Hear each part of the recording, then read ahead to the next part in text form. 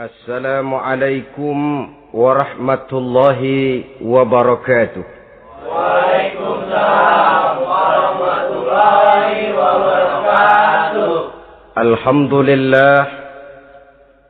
Alhamdulillahillazi anzala al-Qur'an hudan linnasi wa bayyinatin minal huda wal furqan. Wassalatu wassalamu ala asyrafil anam wa ala alihi wa ashabihil kiram, amma ba'du. Saudara-saudara kaum muslimin rahimakumullah. Setiap penganut agama di dunia ini mempunyai sesuatu kitab yang dianggapnya sebagai kitab suci. Orang Hindu punya kitab Weda. Orang Buddha punya kitab Tripitaka. Yahudi mempunyai Taurat. Nasrani mempunyai Injil. Penganut Konghucu punya kitab Tao Te Ching. Orang Majusi punya kitab Zen Avesta. Orang kebatinan punya kitab Serat Centani, Hidayat Jati, Darmo Gandul, atau Gatoloco. Sementara kita umat Islam oleh Allah diberikan Al-Quranul Karim. Mengapa kita yakini Quran ini sebagai kitab suci? Pertama, ia bebas dari intervensi dan investasi manusiawi. Ia sepenuhnya, baik isi maupun redaksi, adalah produk dari Allah Subhanahu wa ta'ala. Kita yakini Quran kitab suci karena sampai hari ini belum ada seorang pun yang sanggup membuat seperti itu. Suatu kitab hanya dinamakan suci kalau dia bersih dari investasi dan intervensi manusia. Al-Quran ini sejak turunnya 14 abad yang lalu telah menantang. Wa in kuntum fi raibim mimma nazzalna ala abdina fa'tu bi suratin min misli. Apabila kamu ragu-ragu terhadap kebenaran Quran yang kami turunkan kepada hamba kami Muhammad, atau kamu menyangka Quran itu cuma bikinan Muhammad saja, cobalah kamu buat satu surah saja semacam Al-Quran. Apabila kamu tidak mampu melakukannya seorang diri, wada'u syuhada'akum, ajak seluruh teman-temanmu. Sejak tantangan ini turun 14 abad yang lalu, sampai hari ini, tidak seorang pun yang sanggup membuat satu surah saja semacam Al-Quranul Karim. Barangkali belum pernah ada yang coba-coba. Sudah. Di antaranya apa yang dilakukan oleh Musailamah Al-Kazzab. Dia mencoba membuat satu surah semacam Al-Quran yang kalimatnya sudah berbentuk bait-bait syair, tapi isinya jauh panggang daripada api. Yang kedua, kita yakini Quran sebagai kitab suci karena isi dan ajarannya sesuai dengan fitrah manusia. Suatu kitab dinamakan suci kalau ajarannya sejalan dengan fitrah manusia. Misalnya, manusia secara fitrah, kalau dia laki-laki, normal nafsu kepada perempuan. Itu fitrah. Perempuan suka kepada laki-laki. Itu fitrah. Kalau ada kitab suci, tapi melarang manusia untuk kawin, kesuciannya perlu diselidiki. Quran kitab suci sejalan dengan fitrah manusia, maka ia menganjurkan manusia yang mampu untuk melangsungkan perkawinan. Contoh lain, secara fitrah manusia perlu makan. Kalau ada kitab suci yang melarang manusia puasa saja siang malam terus menerus, itu kan sama juga nyuruh orang mati. Quran sesuai dengan fitrah manusia. Maka dalam Islam puasa wisol, puasa ngableng apa itu istilahnya, puasa nyambung, Dari pagi sampai sore, sampai malam, sampai pagi lagi puasa terus. Bukan saja tidak boleh, malah haram hukumnya. Kenapa? Itu bertentangan dengan fitrah manusia. Yang ketiga, kita yakini Quran sebagai kitab suci karena isinya tidak kontroversial. Isinya tidak saling bertentangan satu sama lain. Di ayat manapun, Quran mengajarkan Allah itu Esa. Satu kali dia berkata haram, dia akan tetap berkata haram. Isinya tidak kontroversial. Sebab kalau ada kitab suci, di satu pihak mengajarkan Tuhan Esa, di lain ayat mengajarkan Tuhan 3, di lain ayat lagi mengajarkan Tuhan 4, kitab kacau namanya. Bagaimana suatu kitab bernama suci kalau isinya kontroversial satu dengan lainnya? Dari 3 kriteria inilah kita yakini Quran sebagai kitab suci. Masalah yang akan kita bicarakan pada pertemuan kita kali ini, bagaimana sikap kita terhadap Al-Quranul Karim sebagai kitab suci. Berangkat dari sebuah hadis di mana Rasulullah Sallallahu Alaihi Wasallam pernah memberikan tawaran. Beliau bersabda, "Man ja'ala al-Qur'ana amamahu qadahu ilal jannah, wa man ja'ala al-Qur'ana khalfahu saqahu ilan nar." Siapa yang menjadikan Quran sebagai imam, maka Quran akan membimbing dia ke dalam surga. Tetapi siapa yang menjadikan Quran sebagai makmum, maka Quran akan mendorong dia ke dalam neraka. Pilihan terserah kita. Siapa yang menjadikan Quran sebagai imam, ditempatkannya Al-Quran di depan, dia ikuti petunjuk dan ajaran Al-Quran, maka Quran akan membimbing dia ke surga. Surga dunia, lebih-lebih lagi surga akhirat. Tetapi sebaliknya, siapa yang menempatkan Quran di belakangnya, dia belakangi Al-Quran, dia belakangi perintah dan ajaran-ajaran Al-Quran, dia perturutkan hawa nafsunya dalam kehidupan ini, maka Quran akan mendorong dia ke dalam neraka. Ya, neraka dunia, lebih-lebih lagi neraka akhirat. Pilihan terserah kita. Saya mau tanya, kira-kira Quran dalam hidup kita jadi imam apa jadi makmum? Imam apa makmum? Kalau Quran jadi imam, artinya kita umat Islam jadi makmum. Resiko dan logika tentu. Makmum harus ngikuti imam. Imam takbir, makmum takbir. Imam ruku, makmum ruku. Imam sujud, makmum sujud. Imam tahiyat, makmum tahiyat. Itu namanya Quran jadi imam, kita jadi makmum. Artinya dalam terjemahannya pada kehidupan, kalau merah kata Quran, merah kita kata. Hijau kata Quran, hijau kita bilang. Ke barat kata Quran, ke barat kita pergi. Ke timur kata Quran, ke timur kita berangkat. Halal kata Quran, halal kata kita. Haram kata Quran, haram kita bilang. Itu Quran imam, kita makmum. Nyatanya kadang-kadang kontras. Nyatanya kadang-kadang paradok. Merah kata Quran, hijau dong kata kita. Halal kata Quran, remeng-remeng kata kita. Ke barat kata Quran, ke timur kita pergi. Dalam praktek kita mau jadi makmum, Quran kita suruh jadi imam. Kita sesuaikan Quran dengan selera kita. Mana-mana ayat yang menguntungkan, mana ayat yang sesuai dengan mau kita, itu yang kita baca kuat-kuat. Itu yang kita canangkan ke tengah masyarakat ramai. Tapi manakala Quran itu bertentangan dengan nafsu kita, bertentangan dengan gaya dan kepribadian kita, kita umpetin itu Quran. Kalau kita cuma umpetin lumayan, kadang-kadang kita tuduh Quran ketinggalan zaman. Kita anggap Quran tidak relevan lagi dengan situasi dan kondisi. Kalau sudah begitu, sudah menyeberang terlalu jauh namanya. Saudara-saudara kaum muslimin rahimakumullah.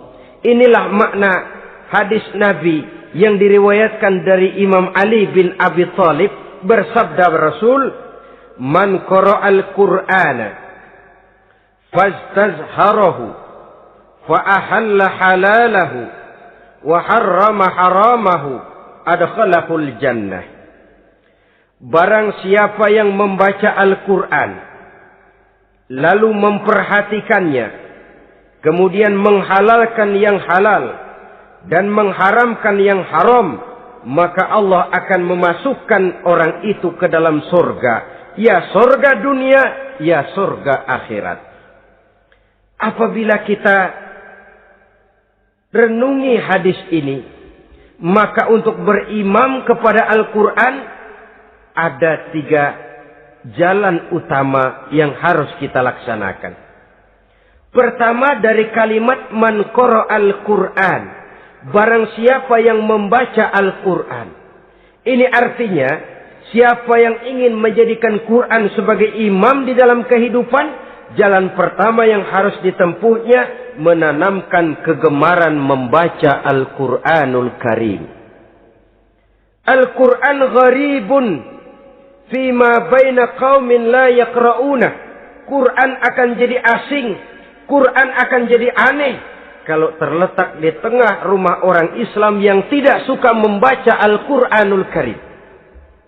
Jadi langkah pertama, tanamkan kegemaran membaca Al-Quran. Saya tidak menyalahkan kalau remaja kita gandrung kepada Stevie Wonder. Baik kalau mereka senang kepada suara emasnya Michael Jackson atau suaranya Madonna. Tapi kalau sampai harus mengalahkan kecintaan mereka kepada membaca Al-Quran, ini ironi. Sebagai orang tua, kalau anak-anak kita buta huruf Latin, katanya menghambat pembangunan. Bahkan pemerintah saja menggalakkan bebas 3B itu. Buta aksara diantaranya, supaya rakyat bisa membaca huruf Latin. Kalau anak-anak kita buta huruf Latin, katanya menghambat pembangunan. Bagaimana kalau anak-anak kita buta huruf Quran? Jelas saja menghambat proses kesadaran dan kebangkitan dari dunia Islam itu sendiri. Satu contoh ringan. Dulu sebelum pembangunan merata, listrik belum lagi masuk desa, kampung gelap, rumah pakai lampu minyak. Kalau kita masuk kampung, terasa banyak orang Islam. Kenapa? Di rumah sebelah sana kita dengar anak muda sedang latihan baca rawi. Sebelah sini ibu-ibu sedang selawatan. Di rumah sana remaja sedang baca Quran. Pembangunan maju, listrik masuk desa. Alhamdulillah. Tapi apa yang kemudian terjadi? Proses pergeseran nilai. Setelah listrik masuk desa, radio main kenceng-kencengan. Televisi main gede-gedean. Baca Quran sudah barang aneh, langka. Tengoklah sekarang kalau kita masuk kampung, ada yang remaja sedang baca Quran. Rasanya kok aneh, nggak umum. Sesuatu yang baik malah menjadi nilai-nilai keanehan. Saudara-saudara kaum muslimin rahimakumullah, tanamkan kegemaran membaca. Dalam satu hadis Nabi pesan, nawiru buyutakum bitilawatil Quran. Sinari rumah tanggamu dengan bacaan Quran. Sebab listrik ini cuma bisa menerangi gelap, tapi tidak akan sanggup menerangi hati manusia. Quran produk Allah dibaca dalam segala keadaan, tepat dan pantas. Lihat saja, orang sedih baca Quran, terhibur. Orang gembira baca Quran, tidak lupa diri. Di rumah mewah ada yang baca Quran, bagus. Di gubuk reot di pinggir kali ada yang baca Quran, cocok. Orang kawin dibacakan Quran, bagus. Orang mati dibacakan Quran, tidak jelek. Dalam segala keadaan, in all season, bahasa kerennya, dia pantas dibaca. Saudara-saudara, bahkan orang sakit gigi pun kalau dengar baca Quran, tidak marah. Coba lihat. Dia senang benar lagu Michael Jackson, tapi giliran sakit gigi, coba setelin lagu Michael Jackson, kalau nggak mencah-mencah. Kamu gila apa nggak tahu saya lagi sakit gigi, tapi coba bacakan Quran. Dia pasti tidak marah. Begitu besar daya pengaruhnya. Bahkan Abu Jahal sama Abu Lahab pernah rapat. Kata Abu Jahal sama Abu Lahab, Mas Lahab, gini loh mas. Kenapa? Ini saya pikir-pikir salah satu yang menyebabkan kenapa saudara kita banyak ikut ajaran Muhammad. Mereka kalau sudah dengar bacaan Quran terpesona. Jadi kita blokir saja. Caranya gimana? Kasih pengumuman kepada Quraisy, jangan sekali-kali mau dengerin Muhammad baca Quran. Kamu juga jangan. Dan kamu, saya pun begitu. Mari kita janji, tidak mau dengar bacaan Quran. Salaman. Pulang ke rumah masing-masing. Dapat 1 hari tahan. 2 hari bertahan. 3 hari. Seminggu ke atas. Abu Jahal mulai ada semacam rindu. Kangen pengen dengar ayat Quran. Karena secara pribadi dia mengakui keindahan gaya bahasanya jauh lebih tinggi dari kemampuan penyair Quraisy. Isi ajarannya sangat dalam dan menyentuh segi-segi kehidupan manusia. Nggak tahan Abu Jahal kayak dikilikin hatinya. Keluar rumah mindik-mindik, ngumpet-ngumpet. Ngempet di rumah Nabi. Pengen dengar Nabi baca Quran. Rupanya Abu Lahab sama. Pikir Abu Jahal, Abu Lahab nggak bakalan keluar. Abu Lahab berpikir, Jahal pasti di rumah. Dua-duanya bareng berangkat ke rumah Nabi. Cuma yang satu dari sebelah barat, yang satu dari sebelah timur. Ngempet, ketemu di sudut, sama-sama kaget. Jahal, loh kamu Lahab? Iya, kamu ngapain? Lah kamu ngapain? Akhirnya sama-sama malu. Sama-sama tidak bisa menahan diri. Akhirnya sama-sama ngakuin. Bagaimanapun kita harus akui bahwa Al-Quran ini mengandung daya pesona yang sangat luar biasa. Itu dari segi bacaan. Belum lagi dari segi ajaran. Belum lagi dari segi isi. Tanamkan kegemaran membaca Al-Quran. Sampai-sampai Nabi katakan, Innallazi laisa fi jawfihi syai'um minal Quran kal baitil kharib. Orang yang dari tenggorokannya belum pernah keluar ayat Quran barang sepotong pun. Belum pernah ngaji barang seayat pun. Itu orang kata Nabi kal baitil kharib. Kayak rumah kosong. Rumah kan kalau kosong biar bagus, mewah, besar, perabotannya lengkap. Kalau kosong, angker. Setan, kuntilanak, memedi, betah benar di situ. Saudara-saudara kaum muslimin rahimakumullah. Dalam satu percontohan Nabi mengatakan begini. Masalul mu'minil lazi yaqra'ul Qur'an kamasalil utrujah. Rihuha thayyibun wa ta'muha thayyibun. Orang mukmin yang suka membaca Quran adalah ibarat buah utrujah. Baunya wangi, rasanya lezat. Kira-kira kalau di negeri kita buah apa utrujah itu? Semacam jeruk yang manis lah. Sudah baunya wangi, rasanya enak. Itu buah itu. Orang mukmin yang suka baca Quran kayak buah itu. Baunya wangi, rasanya enak. Artinya syiarnya hidup, isinya memang orang mukmin. Sebaliknya, wa masalul mu'minil lazi la yaqra'ul Qur'an kamasali tamrah la riha laha wa ta'muha hulwun. Orang mukmin yang tidak suka baca Quran kayak korma. Rasanya emang manis, cuman kagak ada baunya. Artinya apa? Syiarnya kurang. Kalau orang belum tapi kenal kan kagak mau makan korma. Kenapa? Nggak ada baunya. Daya tariknya kurang, walaupun rasanya enak. Kalau daya tariknya nggak ada, kan nggak ada iklannya, tidak ada syiarnya. Itu orang mukmin yang tidak suka membaca Quran. Ibarat buah, nggak ada baunya, walaupun rasanya enak. Orang kurang tergerak, kurang syiar, kurang daya tarik.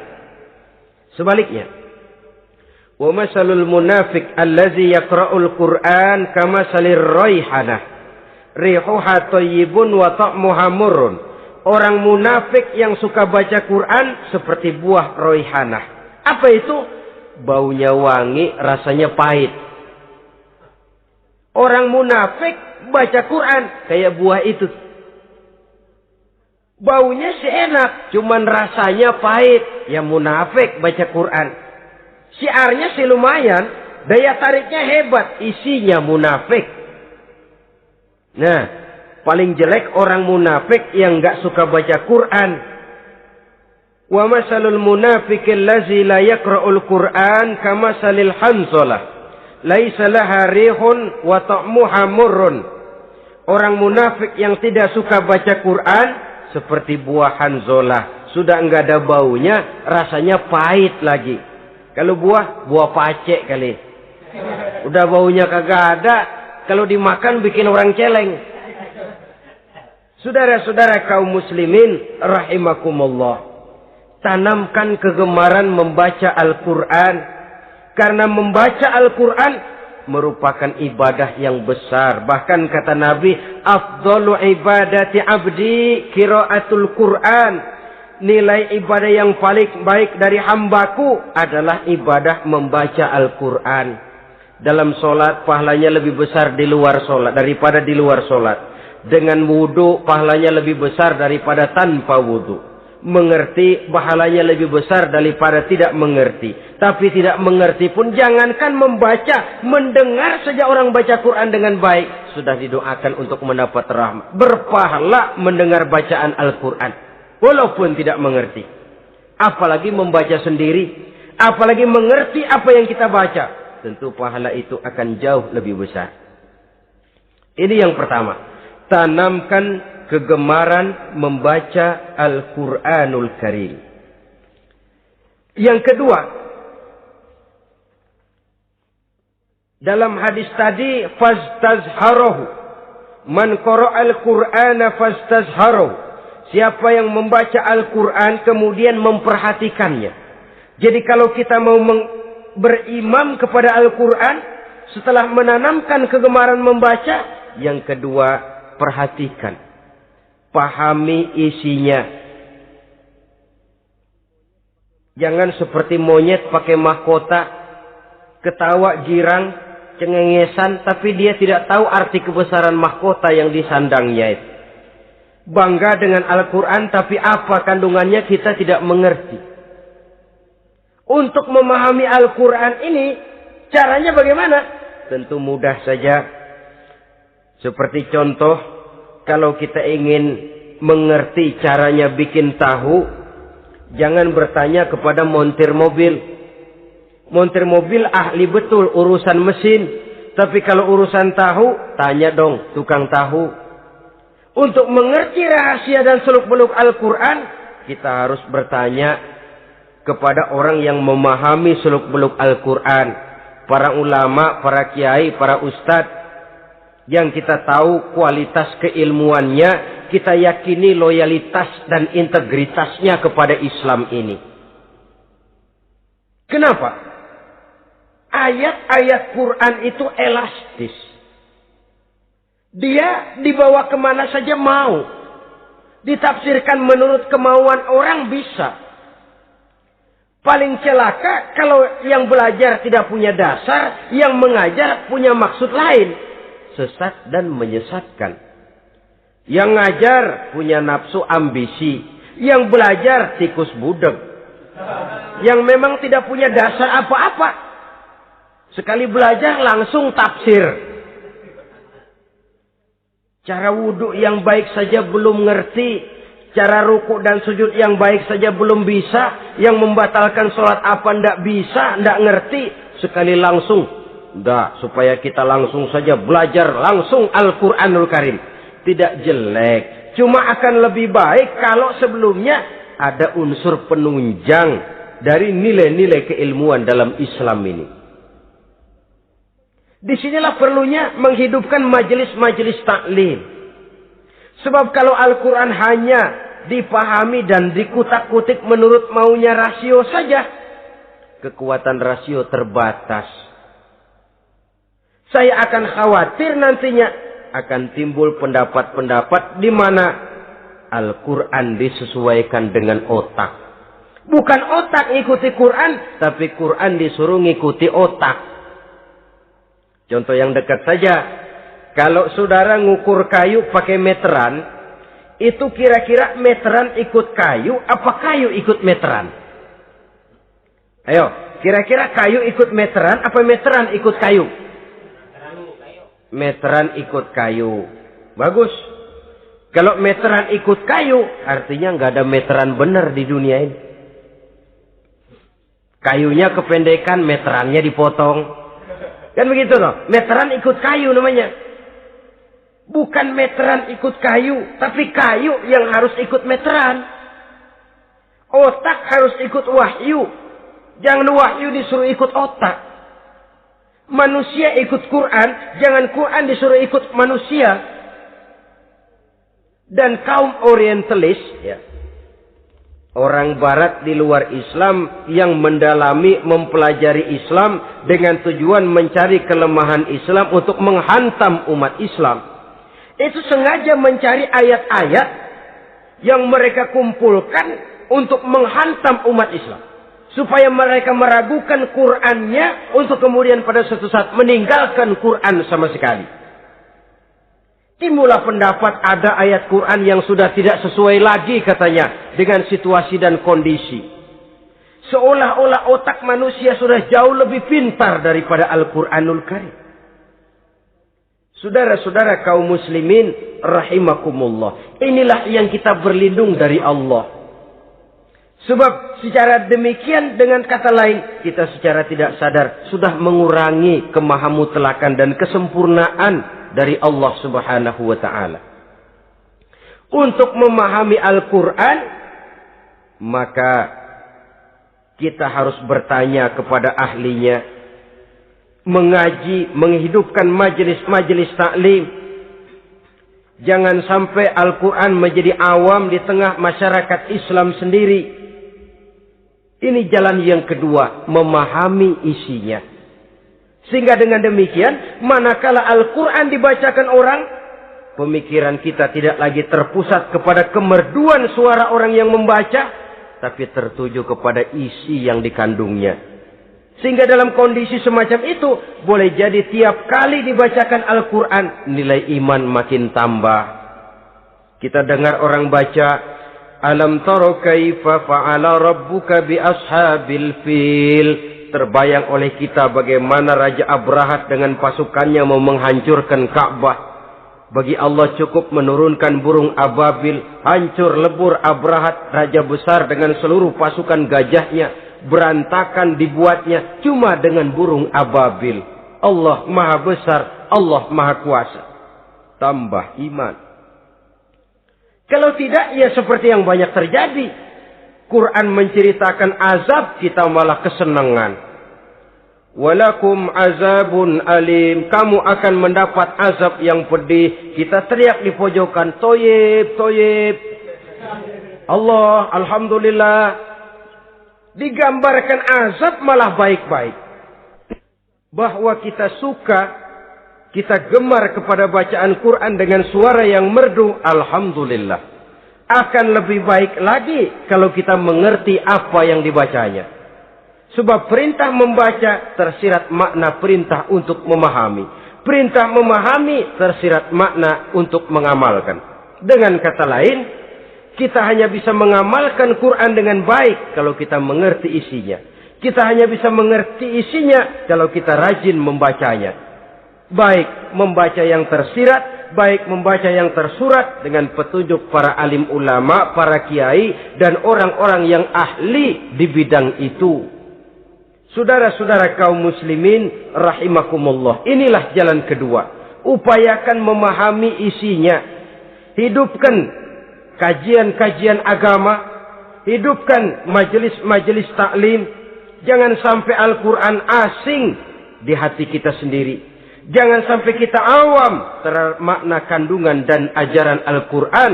Sementara kita yakini bahwa dialah yang akan bisa membimbing kita menuju kebahagiaan sejak dari dunia sampai ke akhirat nanti. Jalan ketiga untuk berimam kepada Al-Quran. Setelah menanamkan kegemaran membaca, lalu berupaya memahami isinya. Yang ketiga adalah mengamalkannya dalam kehidupan sesuai dengan kemampuan yang kita miliki. Quran tidak akan membawa berkah Kalau ajaran yang terkandung di dalamnya kita baca, tapi kemudian kita injak-injak dalam praktek kehidupan. Quran mengatakan riba haram, tapi praktek kita dalam hidup malah senang betul kepada riba. Quran mengajarkan jagalah kesatuan persatuan dan ukhuwah Islamiyah. Praktek yang kita lakukan malah centang perenang, malah saling bertolak belakang, malah kadang menjegal kawan seiring, menggunting dalam lipatan, ramai kita dengan kita. Lalu kelemahan pun menjadi kenyataan di mana-mana. Quran sekali lagi tidak akan membawa berkah kalau yang kita baca kita injak-injak. Tentang pengamalan Al-Quran ini, Allah Subhanahu wa ta'ala mengklasifikasi manusia dalam firman-Nya. Thumma awrasnal kitab allazina astafaina min ibadina. Kemudian kami wariskan Al-Quran ini kepada hamba-hamba kami yang kami pilih. Ya Allah, coba saja kita lihat ayat ini.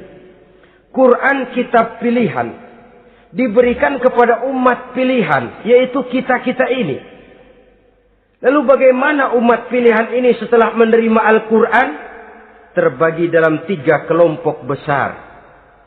Pertama kata Allah, faminhum zalimun li nafsihi. Di antara mereka ada yang setelah menerima Al-Quran kemudian zalim kepada dirinya sendiri. Artinya hanya mulutnya saja yang menerima Al-Quran, tapi perbuatannya menginjak-injak Al-Quran. Orang semacam ini tidak zalim kepada Allah, tidak zalim kepada Rasulullah, tetapi orang semacam ini zalim kepada dirinya sendiri. Dia terima Quran dengan mulutnya, tapi dia injak-injak Quran dengan perbuatannya. Na'udzubillah summa na'udzubillah. Kelompok yang kedua, faminhum muqtasid. Di antara mereka ada yang setelah menerima Al-Quran lalu muqtasid. Muqtasid ini 50-50. Ngambil jalan tengah. Ajaran Quran dipakai, ajaran setan dikerjain. Artinya juga perintah Quran oke, larangan Quran heeh. Saudara-saudara, malaikat bingung bagaimana montennya nih anak ini.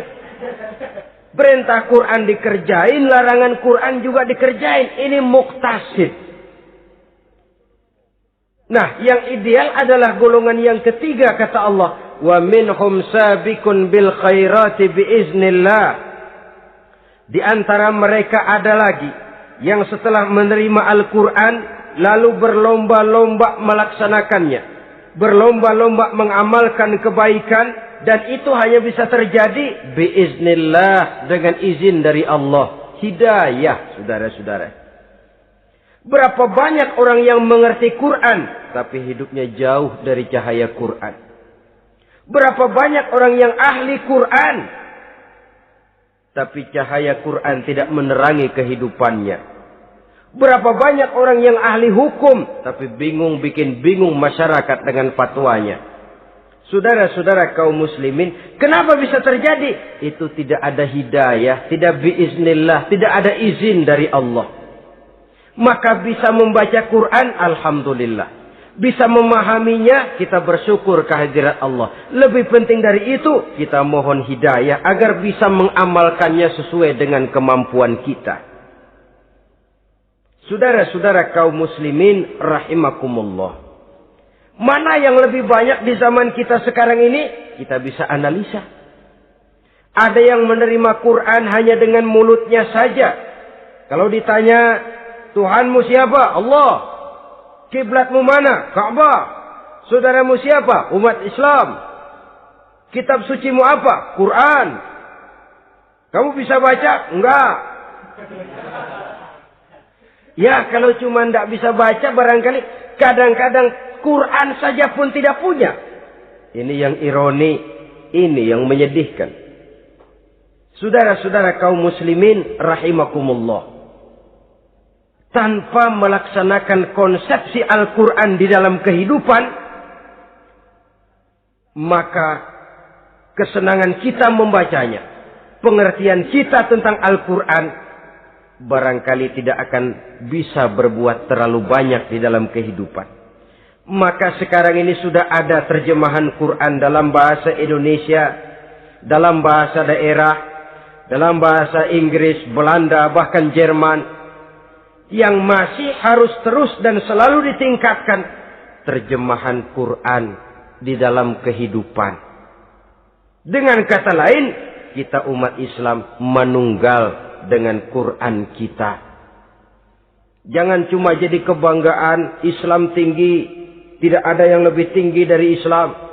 Quran kitab suci, tidak ada yang bisa menandinginya. Qurannya, tapi umatnya, kadang-kadang kita ini jauh panggang daripada api. Kita bersyukur musabaqah tilawatil Quran dihidupkan dengan biaya bermiliar rupiah. Sejak dari tingkat kelurahan, kecamatan, wali kota, provinsi, sampai kepada tingkat nasional. Untuk menanamkan kegemaran membaca Quran. Setelah itu, hendaknya diadakan peningkatan dengan upaya memahaminya. Sehingga pada suatu saat, boleh kita adakan musabaqah pengamalan Quran.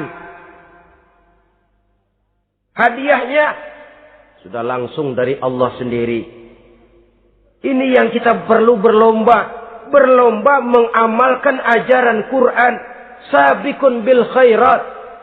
Berlomba mengamalkan ajaran-ajaran Al-Quranul Karim. Nah, oleh karena Al-Quran ini dalam bentuknya yang umum kadang-kadang hanya menjelaskan satu persoalan secara global, kita memerlukan tuntunan sunnah dari Rasulullah Sallallahu Alaihi Wasallam. Umpamanya, Quran hanya mengajarkan aqimis sholat, dirikan sholat. Caranya bagaimana? Tidak ada cara sholat dalam Quran. Dari mana kita tahu cara sholat? Dari sunnah. Itu sebabnya selain Al-Quran sebagai sumber utama, kita memerlukan sunnah. Bahwa sholat pakai takbiratul ihram di Quran tidak ada. Bahwa sholat pakai tahiyat dalam Quran tidak ada. Jadi kalau orang cuma Quran saja, tidak ada sunnah itu, ya bagaimana kita bisa sholat? Quran cuma mengatakan wa atimul hajja wal umrata lillah, laksanakan haji dan umrah karena Allah. Bagaimana manasik haji? Bagaimana cara sa'i? Bagaimana cara wukuf? Bagaimana cara melontar? Tidak ada dalam Quran. Yang memuat itu tidak lain sunnah. Untuk memahami Quran dan sunnah ini, kita memerlukan orang yang menguasai Quran dan sunnah. Oleh karena itu, kita perlu petunjuk kepada para ulama. Itu sebabnya Quran sendiri mengatakan, wa in tanaza'tum fi syai'in farudduhu ilallahi wa rasulih. Apabila kamu berbeda pendapat tentang suatu persoalan, kembalikan kepada Allah dan Rasulnya. Kembalikan kepada Allah artinya kembalikan kepada Quran. Kembalikan kepada Rasul maksudnya kembalikan kepada sunnah. Siapa yang mengerti Quran dan sunnah? Para ulama yang kualitas ilmunya kita yakini, loyalitas dan kredibilitas serta integritas keislamannya bisa menjadi panutan. Saudara-saudara kaum muslimin rahimakumullah. Dengan demikian, kalau orang berkata langsung saja memahami Quran, sekarang kan sudah banyak terjemahannya, tidak usah lewat ulama-ulamaan. Saya tidak mencela, cuma agak mengkhawatirkan. Kalau dia memahami Quran cuma sekedar lewat terjemahannya saja, sangat mungkin jadi dia bisa salah paham. Kita memerlukan bantuan sunnah. Kita memerlukan petunjuk para ulama yang menguasai di bidang itu. Kembalikan kepada Quran dan sunnah. Artinya bertanya kepada orang yang memahami Quran dan sunnah. Loh, dengan begitu kan akan terjadi perbedaan pendapat. Perbedaan pendapat sesuatu yang halal sepanjang tidak menyebabkan kita berpecah belah. Halal berbeda pendapat. Asal diletakkan pada proporsinya. Apalagi kalau perbedaan pendapat itu cuma masalah teknis, bukan masalah prinsip. Kenapa tidak pulang saja kepada tuntunan Quran? Lana a'maluna walakum a'malukum. Kami akan mengamalkan amalan yang kami yakini benarnya. Saudara persilakan mengamalkan amalan yang saudara yakini benarnya. Sama-sama punya alasan, sama-sama punya dalil. Tidak usah saling menyalahkan. Tidak usah saling mengklaim merasa yang paling benar, orang lain salah semua. Kemukakan argumen, jangan sentimen. Harus dengan semangat mencari kebenaran, bukan untuk mencapai kemenangan. Kalau sentimen lebih penting dari argumen, kalau kemenangan lebih diutamakan dari mencari kebenaran, yang berlaku kadang-kadang gengsi. Kalau sudah gengsi, yang bicara emosi. Kalau sudah emosi, istilah kita di kampung, ngambek. Gedean ilmunya sama ambeknya.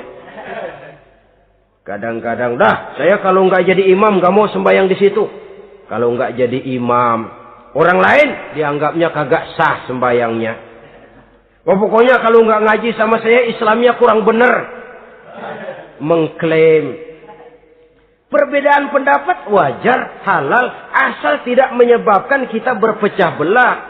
Dan sewajarnya kita lebih berusaha mencari titik pertemuan, memperbesar persamaan, dan bukan mengutak-ngutik perbedaan. Kadang-kadang inilah penyakit kita nih. Satu kunut, satu tidak sembahyang subuhnya. Bisa RT. Satu usoli, satu tidak. Bisa RW. Satu azan sekali Jumatan, satu dua kali bikin masjid lagi. Kenapa bukan persamaannya yang dicari? Kenapa justru perbedaannya yang diperbesar? Yang masalah macam ini sampai kiamat tidak pernah selesai. Kan lebih baik kalau kita ditanya orang, Pak, sholat subuh itu pakai kunut apa tidak sih? Kalau saya pakai. Kalau yang tidak pakai kunut bagaimana Pak? Betul, kata yang tidak pakai. Jadi yang pakai kunut betul. Betul, karena saya pakai kunut. Yang tidak juga betul. Betul, kata yang tidak pakai. Kalau yang kunut betul, yang tidak kunut betul. Lalu yang salah yang mana Pak? Yang salah yang subuh nggak sembahyang. Lebih objektif, proyek garapannya ada, umat tidak berpecah belah. Ini yang konyol, kadang-kadang khutbah Jumat pakai membongkar khilafiyah, menghantam tahlil, menghantam kunut. Selesai sembahyang Jumat, apa yang terjadi? Umat resah, masyarakat gelisah, polemik timbul, masalah tidak terselesaikan. Orang jadi khotib itu raja dalam mimbar Jumat, siapa yang mau bantah dia? Kalau memang mau buka itu persoalan khilafiyah, buka dalam forum khusus. Adakan pengajian, jelaskan masalahnya secara luas, mendasar. Jangan mengklaim dan memponis. Berikan kebebasan kepada umat untuk menilai masalahnya selesai. Yang tidak puas bisa bertanya. Saudara-saudara, sudah lewat masanya kita meributkan soal itu. Sudah datang waktunya di mana kita lebih mementingkan dan membicarakan masalah-masalah yang lebih mendesak dihadapi oleh umat. Kemiskinan misalnya. Kebodohan misalnya. Keterbelakangan umpamanya.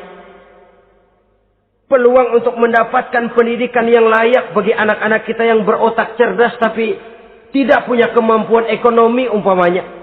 Itu akan lebih objektif ketimbang kita membicarakan masalah-masalah yang sampai kiamat tidak akan pernah selesai. Yang hanya akan menyebabkan kita menjadi lemah. Persatuan koyak. Solidaritas sosial lalu menurun. Saling curiga menjadi tumbuh karenanya. Dan pada akhirnya kita tidak akan pernah bisa berbuat banyak. Untung kalau tidak menjadi tertawaan bagi orang yang berdiri di luar pagar. Saudara-saudara kaum muslimin rahimakumullah. Sekali lagi, Al-Quran tidak akan membawa berkah kalau yang kita baca, kita injak-injak. Oleh karenanya, untuk berimam kepada Quran ini, sekali lagi pertama, tanamkan kegemaran membaca. Yang kedua, upayakan memahami isinya melalui bimbingan orang yang ahli bidang itu. Yang ketiga, amalkan sesuai dengan kemampuan. Sebab itu ada prinsip, kalau isi suatu hadis nampaknya bertentangan dengan otak, kesohihan hadis itu boleh diperiksa. Tapi kalau ayat Quran nampaknya bertentangan dengan otak, otaknya yang harus diperiksa. Jangan Qur'annya lalu disesuaikan dengan otak. Sebab kalau kita sudah berani berteori, ada ayat Quran yang tidak sesuai dengan keadaan. Ayat yang mana? Yang ini. Tahun depan tambah lagi. Tahun depan tambah lagi. Makin lama makin habis Al-Quran itu. Yang perlu diperbarui cara kita memahami Quran. Bukan dengan mengemukakan teori ayat Quran kehilangan relevansi. Cara kita memahami barangkali yang kurang relevan. Dalam situasi, dalam konteksnya dengan situasi dan kondisi. Jangan lupa, Al-Quran ini kan untuk semua umur. Dia bisa dipahami secara filosofis. Dia bisa dipahami dengan kacamata orang awam. Tingkat kemampuan berpikir orang tidak semuanya sama. Kalau semua orang kita mau ajak berfilsafat, merenung dalam-dalam, menerawang tinggi-tinggi, ialah buat mereka yang terjangkau oleh perguruan tinggi. Tapi buat saudara-saudara kita, pedagang-pedagang kecil, petani di desa-desa terpencil, remaja-remaja yang jauh dari sentuhan teknologi canggih, sanggupkah mereka berpikir filosofis? Sementara mereka merupakan bagian terbesar dari kondisi umat ini. Saudara-saudara kaum muslimin, oleh karenanya ditentang membaca, memahami dan mengamalkan, Rasulullah Sallallahu Alaihi Wasallam pernah memberikan sugesti. Beliau bersabda, "In aradtum aisas su'ada," apabila kamu menginginkan kehidupan yang bahagia, hidup seperti hidupnya orang-orang yang bahagia. Dan tentu ini keinginan kita semua. Wa mautas syuhada, dan menginginkan mati sebagai matinya para syuhada, para pahlawan pembela agama, orang yang mati syahid. Wah, ini sudah tidak duanya ini. Hidup mulia, mati syahid. Dapat dua-duanya.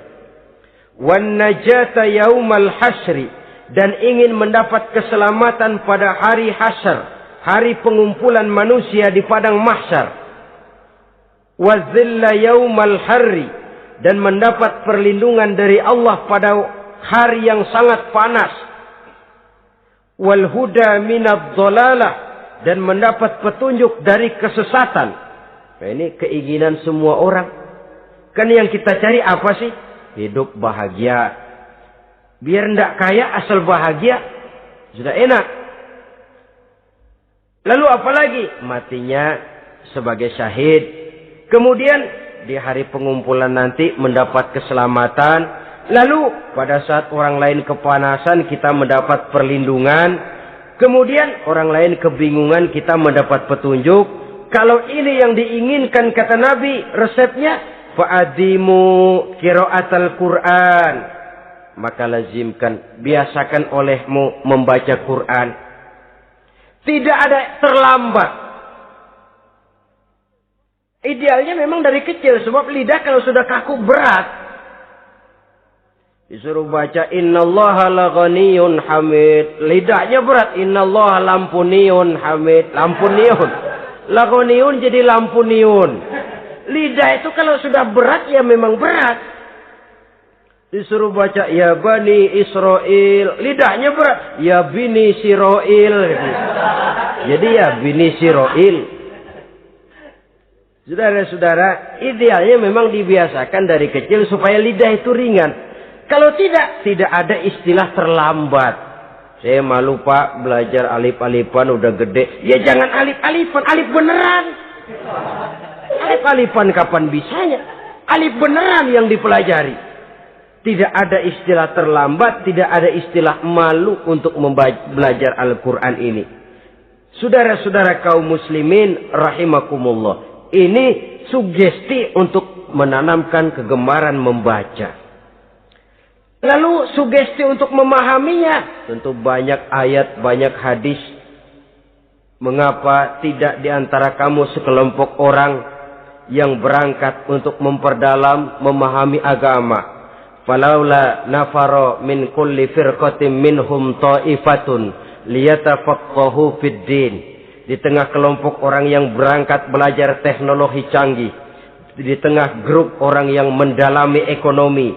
di tengah kelompok orang yang membidangi hukum, di tengah kelompok orang yang sibuk meneliti ilmu-ilmu kedokteran. Mengapa tidak ada kelompok orang yang secara takhasus liyatafaqahu fid din, mendalami agama ini, mendalami Quran ini? Harus ada. Lalu sugesti untuk mengamalkan Al-Quran kelihatan dari peringatan Allah yang kita bisa temukan pada surah Toha ayat 124 sampai dengan 127. Wa man a'rada an zikri, barang siapa yang berpaling dari peringatanku, kata Allah. Barang siapa yang berpaling dari Al-Quran ini, dia terima Al-Quran, dia imani Quran, tapi dia berpaling dari ajarannya, dia injak-injak apa yang seharusnya dia amalkan, dia perturutkan hawa nafsunya, maka kata Allah, fa inna lahu ma'isyatan dhanka, dia akan diberikan satu penghidupan yang sempit. Inna lillahi wa inna ilaihi raji'un. Diberikan hidup yang sempit. Kalau hidup sudah terasa sempit, bagaimanapun luasnya rumah, sempit. Kalau hidup sudah terasa sempit, bagaimanapun banyaknya harta, sumpek. Kalau sudah hidup ini terasa sempit, bagaimanapun luasnya pergaulan, tidak ada tempat kita bertanya, melarikan persoalan, membagi rasa. Siapa yang berpaling dari Quran, dia akan diberikan penghidupan yang sempit. Bukan dagangnya tidak untung, bukan kerjanya tidak digaji, tapi kesempitan hati lebih bahaya loh dari kesempitan ekonomi. Itu di dunia. Di akhirat, wa nahsyuruhu yaumal qiyamati a'ma. Di akhirat nanti dia akan dikumpulkan oleh Allah dalam keadaan buta. Ya Allah, ya Rasul. Padahal ke akhirat kita baru tumben. Sekali ke akhirat buta. Masya Allah. Di tempat kita lahir saja, kalau tadinya kita melihat, tahu-tahu menjadi buta, kita bingung. Padahal jalan sudah pernah kita lihat, arah sudah pernah kita tahu. Bagaimana di padang mahsyar nanti? Kemana jalan yang akan ditempuh? Kepada siapa kita hendak bertanya? Mana teman, mana istri, mana anak? Buta pula kita. Satu kesengsaraan yang merupakan puncak kesengsaraan. Dikala itu orang yang semacam tadi protes. Rabbi, lima hasyartani a'ma wa qad kuntu basira. Wahai Allah, kenapa hari ini saya dikumpulkan dalam keadaan buta? Padahal ketika di dunia dulu saya melihat, saya menyaksikan gunung yang menjulang tinggi ke angkasa. Saya melihat lautan yang luas terhampar biru membentang. Saya saksikan tanah sawah luas menguning. Saya saksikan keindahan alam. Di dunia saya melihat Allah. Kenapa sekarang saya dikumpulkan dalam keadaan begini? Protes dia, tidak terima dia. Allah jawab, kadzalika atatka ayatuna fanasitaha. Kata Allah, begitulah memang. Dahulunya waktu di dunia telah datang ayat-ayat kami kepadamu. Telah turun Al-Quran. Telah datang agama. Fanasitaha. Tapi kamu lupakan dia. Kamu lupakan Quran. Kamu lupakan Islam. Datang ayat, turun Quran, turun agama. Kamu belaga pilon. Kamu belaga enggak tahu. Wa kadzalikal yauma tunsa. Maka hari ini pun begitulah kamu dilupakan. Sebagaimana dulu waktu di dunia, kamu telah melupakan ayat-ayatku, melupakan kitabku, melupakan ajaran-ajaranku. Hari ini kamu pun dilupakan. Seolah-olah Tuhan cuma nggak bilang, mereka protes, Tuhan, kenapa saya buta padahal di dunia saya ngelihat? Kata Tuhan, kalau bahasa kita, lu rasain. Lu sih, kenapa dulu di dunia? Pura-pura nggak lihat. Kenapa waktu di dunia? Pura-pura nggak tahu. Kenapa waktu di dunia? Kamu lupakan Quran. Maka hari ini pun engkau kami lupakan. Wa kadzalikal yauma tunsa. Wa kadzalika najzi man asrafa walam yu'min bi ayati rabbih wal azabul akhirati asaddu wa abqa. Demikianlah kami membalas orang yang berlebih-lebihan, orang yang melampaui batas dan tidak mau beriman kepada ayat-ayat Tuhannya, dan sungguh siksa akhirat itu lebih dahsyat dan lebih kekal. Siksa dunia mungkin kelaparan, kekurangan ekonomi, kekurangan pakaian, tapi berapa hari paling lama seumur manusia? 70 tahun umur kita, ya paling lama begitulah. Tapi siksa akhirat, kesengsaraan akhirat, kesengsaraan neraka, asyaddu wa abqa, lebih dahsyat dan lebih kekal. Di zaman sekarang orang bukan cuma berbuat potong kompas, berpikir pun potong kompas, berpikir pun ngambil jalan pintas. Dia lebih memilih kesenangan yang sedikit dengan mengorbankan kesenangan yang abadi. Dia mengejar surga yang sebentar dengan menghancurkan surga yang kekal. Dicarinya surga dunia, hidup cukup, rumah bagus, makan bagus, pakaian bagus, istri bagus, dengan menghalalkan segala macam cara, berpaling daripada kehidupan agama, lalu menginjak-injak Al-Quranul Karim. Kita berlindung kepada Allah. Jangan sampai dimasukkan dalam kelompok yang di akhirat nanti dibangkitkan dalam keadaan buta. Na'udzubillah summa na'udzubillah. Di sini kita terkesan dengan apa yang dikatakan Sayyid Muhammad Abduh. Al-Islam mahjubun bil muslimin. Kebesaran Islam kadang-kadang tertutup oleh tingkah laku umat Islam sendiri.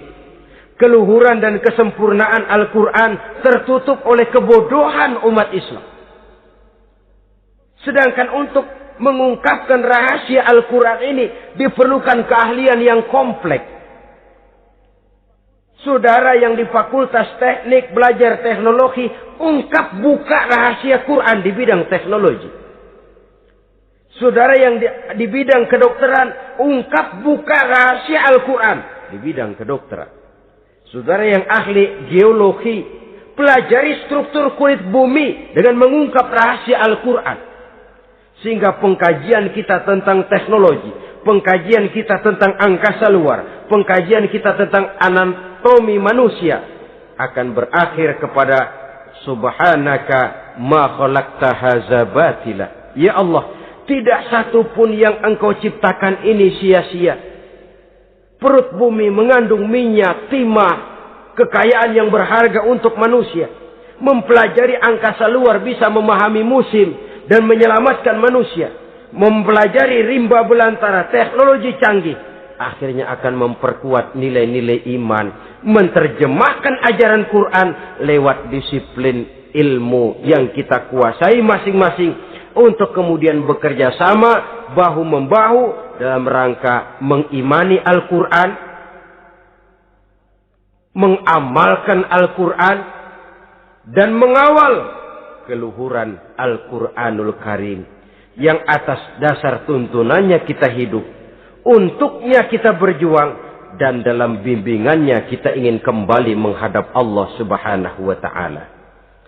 Inilah pertemuan yang singkat ini. Mudah-mudahan kita diberikan kekuatan oleh Allah untuk berimam kepada Al-Quran, menjadikannya sebagai pedoman utama di dalam kehidupan kita. Terima kasih atas segala perhatian. Mohon maaf atas segala kekurangan. Usikum wa nafsi bitaqwallah. Wassalamualaikum warahmatullahi wabarakatuh. Waalaikumsalam.